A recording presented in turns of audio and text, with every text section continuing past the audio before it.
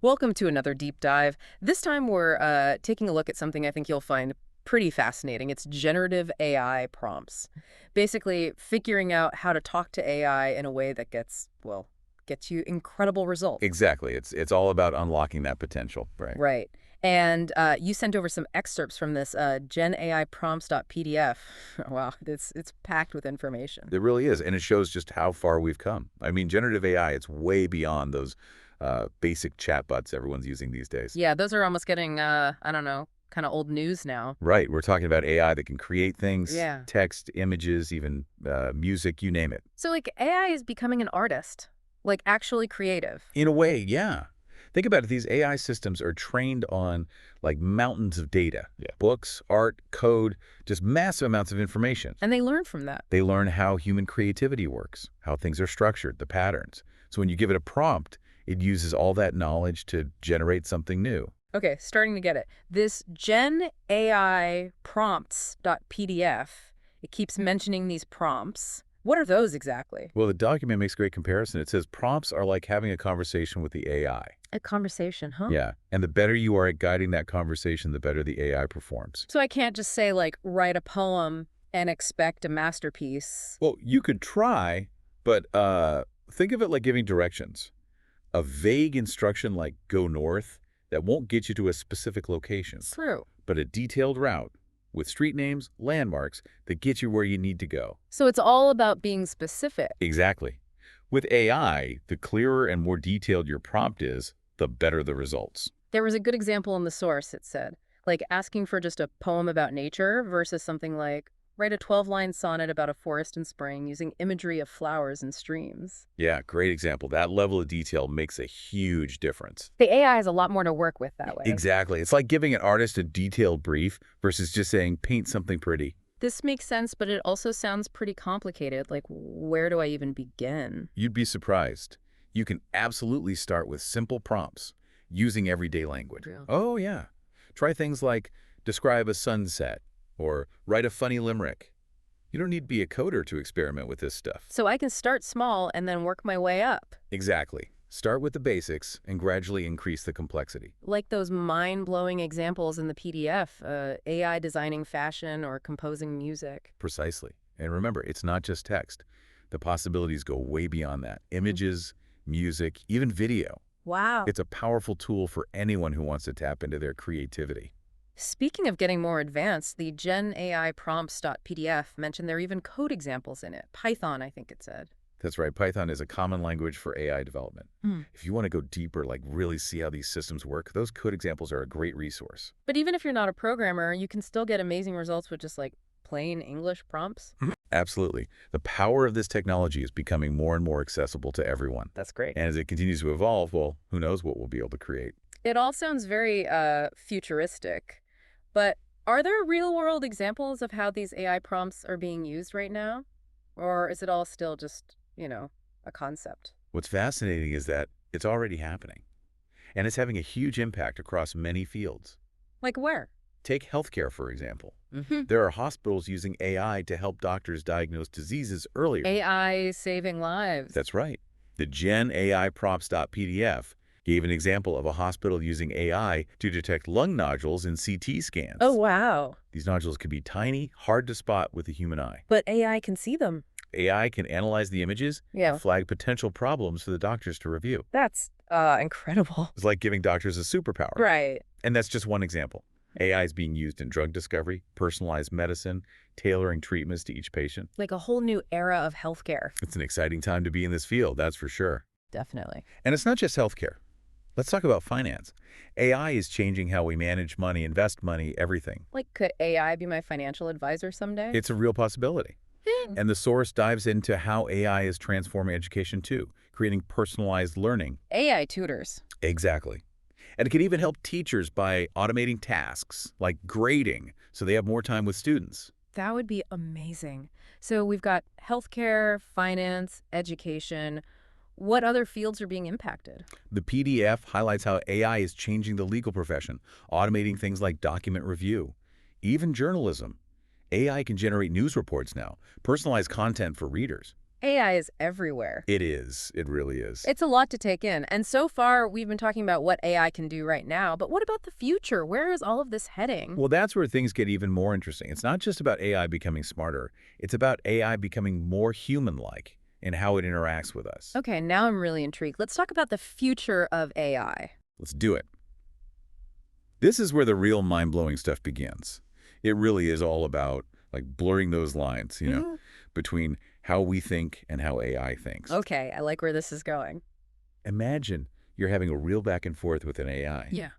And it remembers everything you've said, using that context to give you even better responses. That would change everything. Yeah. No more like repeating myself or starting from scratch each time. The source called this using context and memory. Is that even possible right now? Oh, it's definitely starting to happen. Think about those AI chatbots you see everywhere, on websites and stuff. Some of them can remember your past questions, the issues you've had, and that makes their support much more personalized. So it's like AI is finally starting to understand us as individuals. Exactly. And the Gen AI prompts.pdf takes it even further with what they call multimodal prompts. Multimodal. Yeah, so instead of just giving the AI text, imagine giving it images, audio, even video to work with. Whoa, that's getting pretty wild. It is. Imagine an architect designing a building. They could describe their vision to the AI, show it sketches, play music that evokes the mood they're going for, And the AI could. generate 3D models, suggest materials, even compose a soundscape for the space. That's next level. It is. It's like this whole new way for humans and AI to collaborate creatively. Oh, cool. And then there's something called chain of thought prompting. This is where you can actually ask the AI to show its work step by step as it solves a problem. Oh, interesting. So we can see how it gets to the answer, not just the answer itself. Exactly. And that's huge for building trust, especially if AI is making important decisions. Makes sense, especially in fields like healthcare, right? Where the stakes are high. Absolutely. It Yeah. allows us to understand the AI's reasoning, its process. Okay, all of this is super exciting, but I have to ask. The PDF also mentions some, I guess, concerns about all of this, potential downsides. What are some of the risks as AI gets more powerful? Right. Well, it's important to remember that AI is a tool.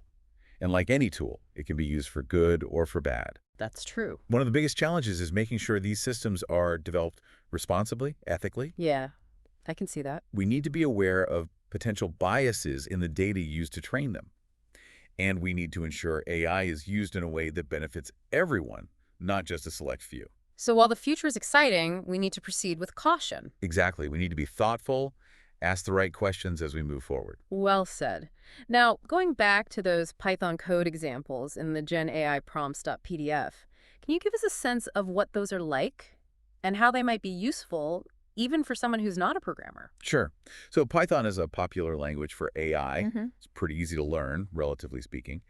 And there are tons of resources, libraries specifically for AI stuff. Okay. The examples in the document show you how to use Python to create and interact with different AI models, like the ones used for text generation, image recognition, things like that. So even if I don't code, it might be interesting to see how it all works under the hood. Absolutely. It's fascinating to see how those complex algorithms are turned into lines of code. And if you are interested in learning more about AI development, those examples can be a great place to start. It sounds like this Gen AI prompts.pdf has something for everyone. I think so. Mm. It's a really valuable resource if you want to learn more about this field, which is changing so rapidly. All right, so we've talked about the present, the future, and some of the big questions we need to be asking. If you had to pick one key takeaway for our listeners, what would it be? I'd say the biggest takeaway is this. AI is not something to be afraid of. It's something to embrace. Embrace. Yeah. It's a powerful tool that has the potential to really revolutionize so many aspects of our lives. I can definitely see that. But it's up to us to make sure we use it wisely, responsibly. That's a great point. AI isn't going away. If anything, it's only going to become more and more a part of our lives. Exactly. So we have to understand it, its capabilities, its limitations. And we have to work together to ensure it's used for good. Well said. Well, that brings us to the end of our deep dive on generative AI prompts. Thank you so much for sharing your insights with us. It was my pleasure. Thanks for having me. And to our listener, we hope you found this deep dive informative and engaging. If you want to go even deeper, check out the full genaiprompts.pdf. It's definitely worth a read. Okay, so we've covered what generative AI can do now, all this amazing stuff, but what's next? What's coming down the line for these AI prompts? Oh, get ready because the future The future is going to be even more mind-blowing than what we see now. More mind-blowing, huh? You got my attention. One of the big things is, well, AI is going to get even better at understanding context. Context. Yeah, like imagine you're having a conversation with an AI, a real back and forth, but it remembers everything you've said, and it actually uses all that information to give you better responses. That would be incredible. The Gen AI prompts.pdf called it using context and memory, and I have to admit, that sounds pretty game-changing. No more repeating myself or, like, starting from scratch every time I talk to the AI. It's almost like it's learning about me. That's exactly it. It's getting closer and closer to a real intelligent conversation. Yeah. And we're already seeing the early stages of this. Think about some of those chatbots. Yeah. The more advanced ones, they can remember your past interactions. Oh, right. Yeah, I've seen that. And they use that to give you more personalized help, more relevant stuff. So it's like AI is finally starting to get those nuances, those little things that make a conversation feel, human. Precisely. Yeah. And it only gets more impressive from here. The source, the PDF, it talked about this idea of multimodal prompts. That's another big Wow, one. multimodal, what's that? Well, right now, we mostly give AI text, right? But imagine giving it images, too, and audio, even video. Wow, giving it all sorts of input. Yeah. Like, imagine an architect designing a new building, a skyscraper, let's say. They could describe their vision to the AI, show it sketches and plans. They can even play music, something that captures the mood they're going for. And the AI would take all of that and Generate 3D models, suggest building materials, even create a soundscape for the lobby, like what it would sound like to be in there. that's insane. It's like this whole other level of collaboration. It is. Humans and AI working together in a totally new way. I love it. And then there's this idea called chain of thought prompting. Chain of thought. Okay. Yeah, so with this, we can actually ask the AI to show its work, step by step, as it figures something out. Like it would explain its reasoning. Exactly. Instead of just giving us the answer, it shows us how it got there. That's huge, especially if, like you said before, AI is making important decisions. Right. In healthcare, finance, anywhere where those stakes are high. We need to be able to trust it. And to trust it, we need to understand it. Okay, so all of this, the future of AI prompts, it's really incredible. But I do have to ask, as this technology gets more powerful, are there risks we need to be aware of? That's a great question, and it's something we absolutely need to be talking about. One of the big challenges, I think, is making sure AI is developed ethically, responsibly. Ethically, yeah, that makes sense. We have to be so careful about the data that's used to train these systems. Because any biases in that data, well, they can show up in how the AI behaves, how it makes decisions. Right, the AI is only as good as the information it learns from. Exactly. Yeah. And we have to think about the impact on things like jobs, people's privacy, even just how society functions. Yeah. It's almost like we're in uncharted territory here. We are, in a lot of ways. So how do we make sure AI is used for good, that we don't run into these potential problems? Well, I think open communication is key talking about these issues. We need researchers, policymakers, industry leaders, and everyday people, everyone working together to figure out guidelines, regulations, all of that to make sure AI is developed safely. And to make sure it benefits everyone. The Gen AI prompts.pdf also mentioned those Python code examples. You touched on them earlier, but can you expand on that a bit? Why are they in there?